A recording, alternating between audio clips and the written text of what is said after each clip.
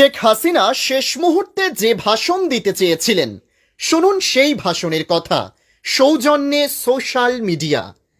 আমি পদত্যাগ করেছি, শুধুমাত্র লাশের মিছিল যেন দেখতে না হয়। তোমাদের লাশের ওপর দিয়ে ক্ষমতায় যেতে চেয়েছিল ওরা, আমি হতে দিইনি, ক্ষমতা দিয়ে এসেছি।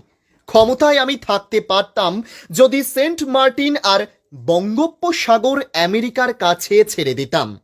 অনুরোধ রইল, তোমরা ব্যবহার হইও না।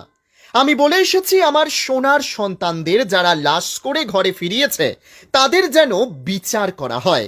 হয়তো আজ আমি দেশে থাকলে আরও প্রাণ ঝরত, আরও সম্পদ ধ্বংস হতো। আমি নিজেকে সরিয়ে নিয়েছি, তোমাদের জয় দিয়ে এসেছি। তোমরা ছিলে আমার শক্তি, তোমরা আমাকে চাওনি। আমি নিজেই তখন চলে এসেছি, পদত্যাগ করেছি। আমার কর্মীরা যারা আছেন, কেউ মনোবল হারাবেন না। আওয়ামী লীগ বারবার উঠে দাঁড়িয়েছে, আপনারাই দাঁড় করিয়েছেন। আশাহত হবেন না, আমি শীঘ্রই ফিরব ইনশাল্লাহ। পরাজয় আমার হয়েছে, কিন্তু জয়টা আমার বাংলাদেশের মানুষের হয়েছে, যে মানুষের জন্য আমার বাবা, আমার পরিবার জীবন দিয়েছে। খবর পেয়েছি ইতিমধ্যে অনেক নেতা কর্মীকে হত্যা ও বাড়িঘরে ভাঙচুর, অগ্নিসংযোগ করেছে।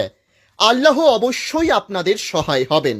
আমি আমার কোমলমতি শিক্ষার্থীদের আবারও বলতে চাই, আমি কখনোই তোমাদের রাজাকার বলিনি। আমার কথাটা বিকৃত করা হয়েছে। ওই দিনের সম্পূর্ণ ভিডিও তোমাদের দেখার অনুরোধ রইল। তোমাদের বিপদগ্রস্ত করে একদল তার সুবিধা নিয়েছে। তোমরা ঠিকই তা একদিন অনুধাবন করতে পারবে বলে আমার বিশ্বাস। ভালো থেকো আমার দেশ।